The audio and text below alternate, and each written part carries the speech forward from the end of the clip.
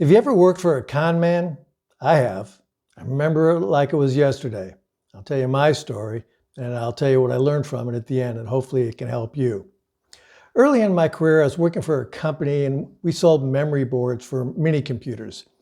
The era was shifting from mainframes to mini computers, and medium-sized businesses were buying these mini computers. The company I worked for was sold memory boards that would go into the mini computers and make them run faster. And our approach was to take one of the boards, the memory boards, put it in a customer's computer. They'd see an increase in the performance. Everybody was chasing performance in those days. And they would just keep the memory board, I'm sorry.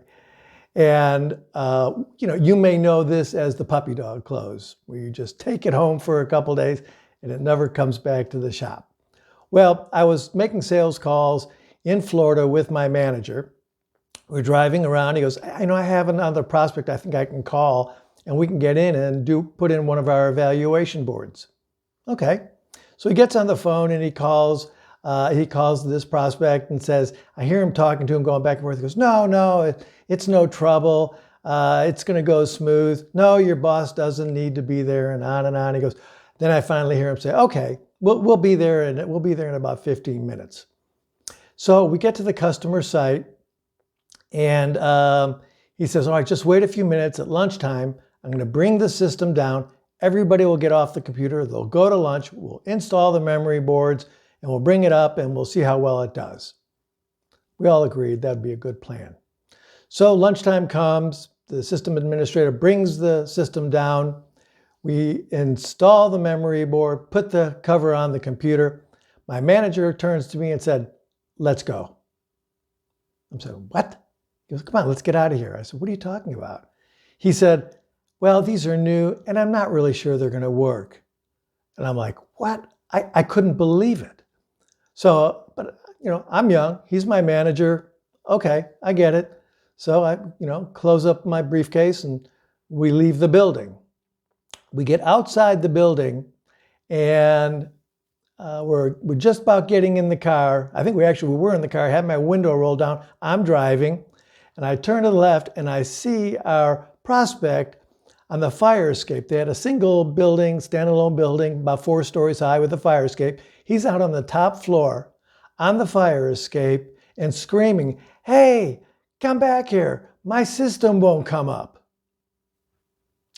My manager turns to me and says, floor it. Let's get the hell out of here. I'm like, are you kidding me? What are you talking about? The guy's got a problem. His system won't come up. He didn't want to do it to begin with because his boss was out of town, and you're just going to leave him stranded? He said, I said, floor it, and let's get the hell out of here. We'll figure it out later. I left the company within about 2 weeks. Pretty sure it was less than two weeks after that. He was gone in about a month because he had a pattern of doing this. When I interviewed with him, I never got a good feeling from him to begin with, but the job seemed promising. It was what I wanted, so I took it. But he had proven himself to be a con man. So here's what I learned from it. There's a few things, and hopefully you'll get some value out of these. One, there's a very fine line between being a great salesperson and a con man. He was a really good salesperson. He talked me into getting the job and taking the job. He's just very good. Sold a lot. I don't know how much of it was good business or not. Now I probably know that it probably wasn't a lot of it. So there's a very fine line. And you can come up to that line, but if you cross it, there's no coming back. Once you do something that's unethical, unless you can undo it, there's no coming back. And it starts to become a pattern. And for this guy, it just seemed normal thing to do.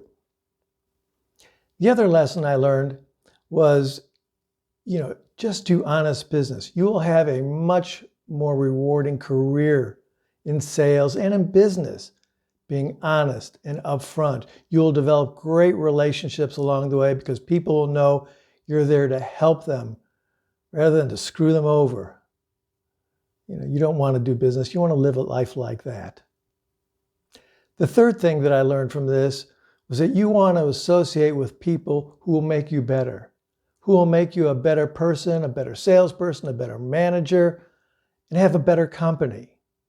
I do believe in that expression, you're the sum of the 5 most people you spend your time with. Don't associate with con men or con women. There's plenty of those around too. Associate yourself with people who can build you up, make you stronger, and make you the best that you can be. You will never regret it. So that's my story of the con man.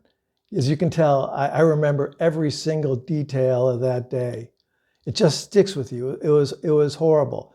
So I hope my story helps you avoid the trauma and the issue that I went through that day. It was not good. Go on, be the best you can be. Do honest transactions, do fair transactions, make business friends for life. You will be much better off for it. I really hope this video helps you.